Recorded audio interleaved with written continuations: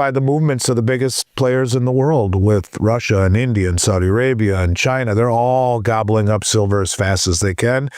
Evidently, so are the folks in the United States now, too, at least on the COMEX. When that translates to the retail side, which I believe it will, something will wake up the public, that's when we'll see real fireworks. And, of course, we're not there yet, but that's a benefit to all of you who are trying to add to your portfolio before the prices get out of hand. The market continues to move higher, and, it's without any regard for risk or a risk of prevention or aversion. Everyone's been waiting for this moonshot, right? But it is moonshotting, just at its own pace. Silver's surge past $41 an ounce is more than just a price move. It's a reflection of where the world's most prominent players are placing their bets. Russia, India, Saudi Arabia, and China are aggressively accumulating silver, while U.S. demand through COMEX deliveries is quietly matching the trend. When this momentum filters into the retail market, the result could be explosive. For now, shallow corrections and steady advances suggest that physical demand is anchoring the market. Unlike past cycles where dips dragged prices lower for years, today's pullbacks are brief and followed by quick recoveries, a clear sign that something different is happening this time. AndySchectman, president and CEO of Miles Franklin Precious Metals, emphasizes that the true story isn't just about price action, but about who's buying. Institutions, governments, and insiders are positioning well before the public wakes up. And while mainstream coverage remains silent, gold near $3,540 and silver climbing past $41 tell the real story. This bull market is just getting started. Now, we present the clips from AndySchectman's interview. Before we continue to discuss this, please subscribe to our channel and activate the bell icon for timely updates. Thank you, and enjoy the video. The markets need to operate freely. Free markets seem to find equilibrium where they should be. When you suppress the freedom in free markets and allow these distortions to happen, that's why all manipulations end badly. You can only suppress a price or manipulate a market for a long extended period of time by pushing it in the direction that it is going. And if it starts to move the other way and you're still trying to cling to the same program that you've done in the past, that's when things get very dangerous. And that's where we are right now. I would argue that it will end badly, and you'll see prices go much higher. You'll see whether it be hedge funds or commercial banks go under as a result of their stupidity to short all of these. It's an existential threat. One could argue this is what put Bear Stearns out of business. To me, you just play the long game, and it's been a long, arduous journey to where we are now. But if I would have told people, a year ago that we'll be staring at $42, in early, mid-2025, I think most people would have been happy about that. Quite frankly, I think it's just beginning. We're a long ways away from seeing where this ultimately stops, but this is where it should have been a long time ago, and I think it's still got a lot of room to run based upon everything that I'm seeing, whether it be anecdotally or economically, or just by the movements of the biggest players in the world, with Russia and India and Saudi Arabia and China. They're all gobbling up silver as fast as they can. Evidently, so are the folks in the United States now, too, at least on the COMEX. When that translates to the retail side, which I believe it will, something will wake up the public, that's when we'll see real fireworks. And, of course, we're not there yet, but that's a benefit to all of you who are trying to add to your portfolio before the prices get out of hand. I think a real bull market is one that continues to move up gradually, kind of like what we're seeing here. I would argue the difference right now between this market and ones in past is the corrections. The corrections are nowhere near what they were before, where you would see a correction and the price would get stepped on and go lower and lower and lower, wouldn't come back, like in 2011. The corrections that we are seeing now are very shallow. While they can be steep, they don't last very long. Then the price comes right back. That is an underlying reality of physical demand at the highest levels. What's unusual about this one is the price. If you would have told me gold would be at $3,500, and most people wouldn't know a gold eagle if it fell on their foot, is shocking to me, which tells me we're very early yet in this bull market. But a price that continues to move higher without gaining any attention, to me, is very bullish, because it's the biggest money in the world that is pushing it higher as the public is moving it completely and totally lockstep in the other direction. It's, to me, very, very bullish and a contrarian indicator that this is indeed happening. Uninformed and hypocritical, because these are the same people that are all in equities at all-time highs, at the highest valuation since the 1929 crash. Held up by 7 stocks, where the rest of the stocks in total are barely up at all on the Russell 2000. It's just naive as far as I'm concerned. And it's the fact that people don't understand that, yes, gold is at all-time highs or damn well near it, but because of overt suppression to make the dollar and the bond market look better than it is, or they are, no one knows how high gold and silver should be. But this is exactly the sentiment you would want if you're already positioned, because this is why so few investors ever make money. They miss the important part of the equation. The fundamentals, they don't understand, and they just look at price, which is the ultimate tool of misdirection. That's why they do it. The big money knows that they can mess with the price and everyone else just keeps on walking. The people who understand value, understand math, understand logic, they take their time to apply it to this thesis, to this idea, would walk away saying, yeah, that's exactly why the big money is accumulating it quietly. This is the don't do as I say, do as I do. I would say that those people who are making that assessment are making a very foolish and ill-informed, hasty appraisal of the situation. The market continues to move higher without any regard for risk or risk of prevention or aversion. So I think that the pensions are in very big trouble. I mean, where do they get their yield? They're forced into the equity market because they're not getting it in the bond market. They're forced into the equity markets at all-time highs, at all-time valuations. This in and of itself is scary, because especially if we see a decrease in yield or rates, you got valuations at literally 1929 style extremes.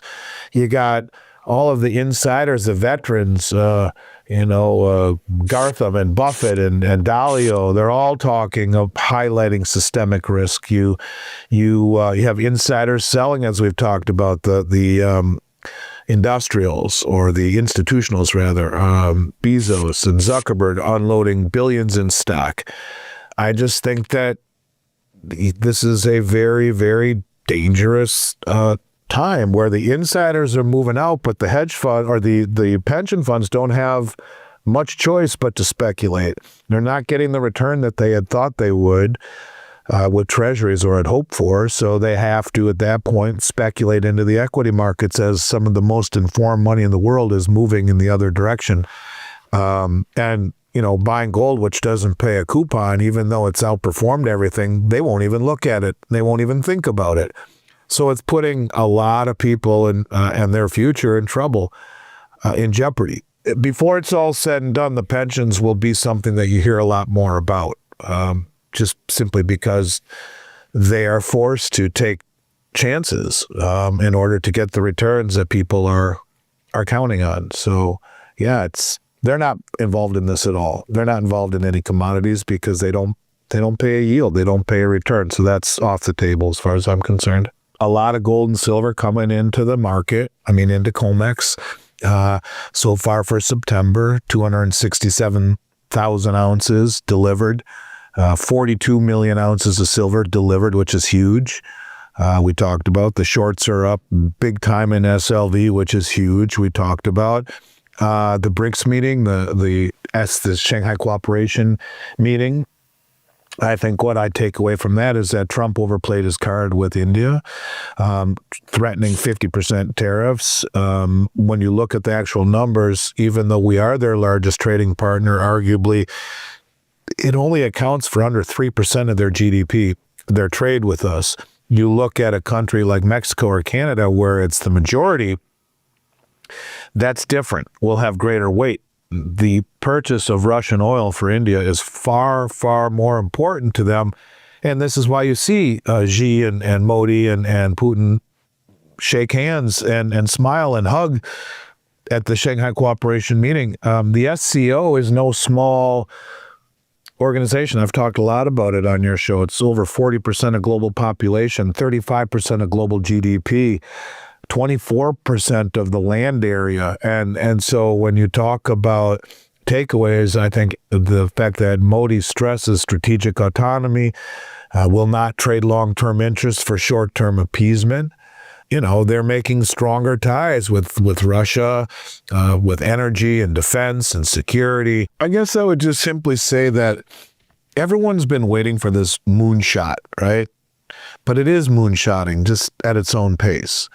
It keeps going higher. It goes up, it consolidates, it goes up, it consolidates. And that's the type of movement that is hard for people. The waiting is the hardest part. The little by little, then all at once. That all at once moment people are waiting for, but maybe it's little by little for a lot longer than people think until there's that all at once moment. But that all at once moment, you better be well positioned before it happens. We continue to see things moving in the direction that we've talked about, maybe just not at the speed or in the manner that we thought. But here we are, looking at $3,500 an ounce gold. Let me just look real quick here, and then I'll let you go. We got gold right now at $35.39. I mean, come on. And we have up $85. And we have silver at $41 right now, up $1.15.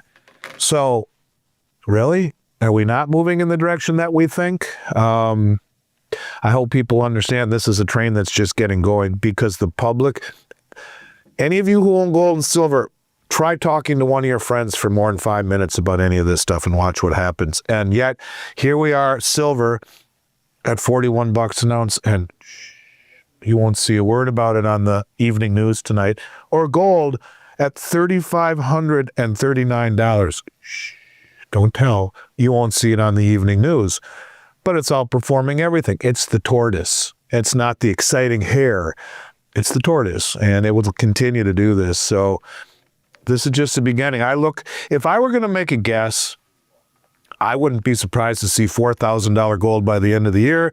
I wouldn't be surprised to see silver knocking on 50's door or more by the end of the year. Now, I normally don't say that, and I don't like saying those things, but if I were going to take a guess, those numbers are wickedly in play, very much so. I think maybe those are even undershooting where the potential could be, but that's not why we own it.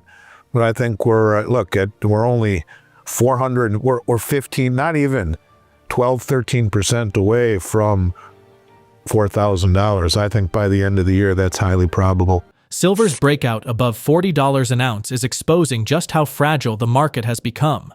COMEX deliveries in September alone have been massive, over 267,000 ounces of gold and more than 42 million ounces of silver, a considerable number for what is supposed to be a quiet delivery month. At the same time, SLV short positions are at a 14-year high of 54 million ounces, signaling stress beneath the surface. BlackRock itself has warned that shortages could make it impossible to cover these shorts, and the exchange for physical spread on silver now sits at an extraordinary $1.14, far above normal levels.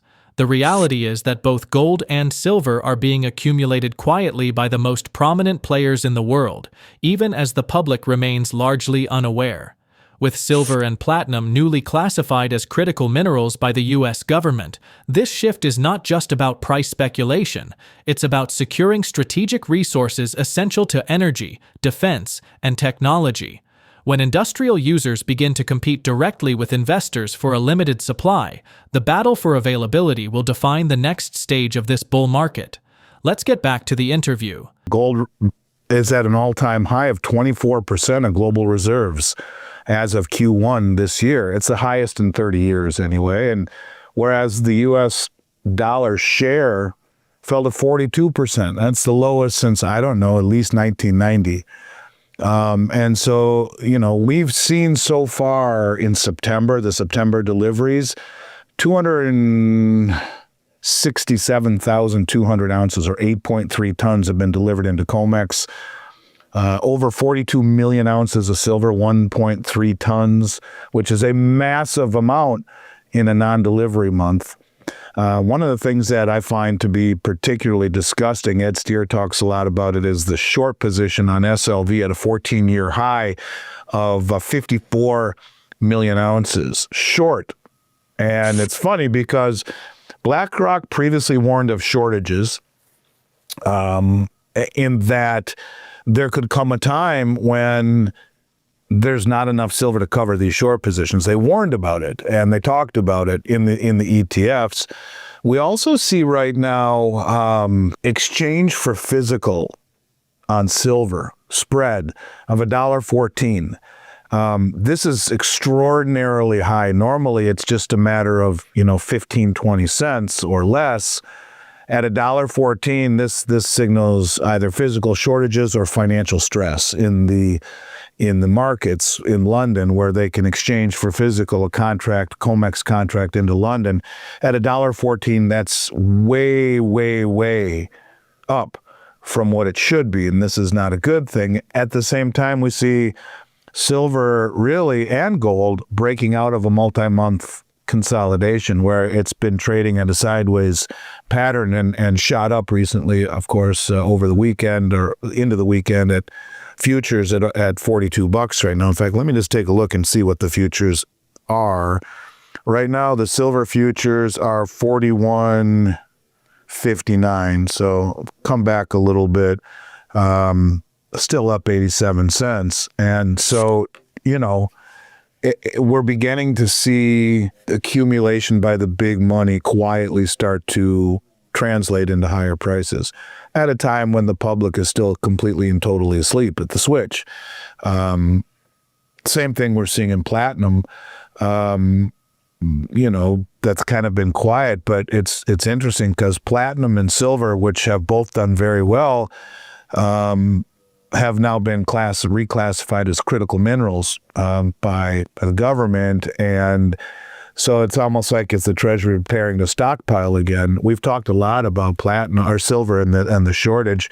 The Japanese guy who's the head of the TOCOM exchange has come out and said there's no platinum available in London or Switzerland, yet they're trading 3 million ounces of spot contracts deliverable per day. Well, that's also been classified as critical. So I would expect hoarding of both platinum and silver. I think what the U.S. is realizing that these are national priorities. We've talked about that. Someone got into his ear and said, this is what the BRICS are doing. We better do the same thing. And then you look at the way that some countries are reacting right now. As right at the same time U.S. declares silver as a national priority, you have Saudi Arabia buy a bunch in SLV. You see India's demand of silver is up 431% year over year in May, and record ETF inflows in June despite higher prices. So there's a lot of demand for physical metal that hasn't translated into the retail side of it yet. But the rest of the world, the big money, whether it be on the exchanges or the central banks or the sovereign wealth funds, are making it very clear that silver and gold are quite significant, and platinum, to their plans moving forward. When you see 8 Western banks, and I'll talk about Ed Steer's chart again that you showed several months ago, when you see 8 Western banks that maintain the largest concentrated position of any commodity ever traded on COMEX, it's not to hold down the price. Well, it is, but it's not price that's bothering them because silver is inelastic. You don't need a lot to make a very expensive item. Even if it's 500 ounces in a Tomahawk cruise missile that costs millions and millions of dollars, or a fifth of or a sixth or eighth of an ounce in an iPhone, the cost of the finished product is so much higher than the little incremental price of silver. It doesn't matter. More along the lines of it's they've tried to step on it because rising price would attract demand, and there's not enough availability of it. The price has been skewed by the trading on COMEX and the LBMA. It's real value skewed, and so I think the rising price would attract investors, speculators. They don't want that. It's more along the lines of being able to access stockpiles of silver rather than the cost of the silver. I know that sounds kind of strange, but if you're making it for all of these critical components, it's less about the price and more about the availability, because it's used in such small amounts in whatever the finished product is. But you're right. It has been suppressed. It has been held down. It has been manipulated. And I think now there's a race to accumulate it, because indeed it is strategic. It is critical. It is needed not just in electronics and electrical components, just about anything that conducts electricity. It is needed in military components. It is needed in medical devices. It is needed in so many places, solar panels, etc. And that plurality of demand, from monetary demand to military demand to industrial demand, makes it strategic, every bit as strategic as any of these other strategic metals. And I think that's the change, is that Trump understands that, his administration understands it. So yeah, this is something I think that will continue, and there will be, at some point, I see a battle between the industrials, or shall I say the manufacturers, the producers who need it, and the investors. So you're going to get companies like Tesla and Panasonic and Sony and whatnot in a battle for what's available. As the hedge funds and the investors start to take the other side, they're going to battle. And it's about availability of a depleting asset. It's not as much about the price, but just about the availability. And you start to wake everyone up. Just like that, it disappears. And what is a shortage on COMEX spills into a shortage globally across the board, into retail as well. Not there yet. There's still great values, but I see that happening as where this ultimately goes to. Gold and silver are now firmly back in the spotlight, and what makes this moment unique is how quietly it has unfolded. Deliveries on COMEX are surging, short positions are stretched to extremes, and spreads that once measured in cents now stretch past $1, all clear signs that the system is under stress. At the same time, governments are reclassifying both silver and platinum as critical minerals, making them essential not only for investors, but also for national security and technology. This signals a turning point. The industrial world, sovereign nations, and long-term investors are converging on the same assets at once.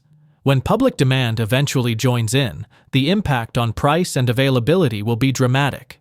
Now more than ever, securing exposure to precious metals could mean the difference between protection and vulnerability. Share your thoughts in the comments section below. If you find this video informative, please support and turn on notifications to stay informed about our latest videos. See you in the following video. Thanks for watching.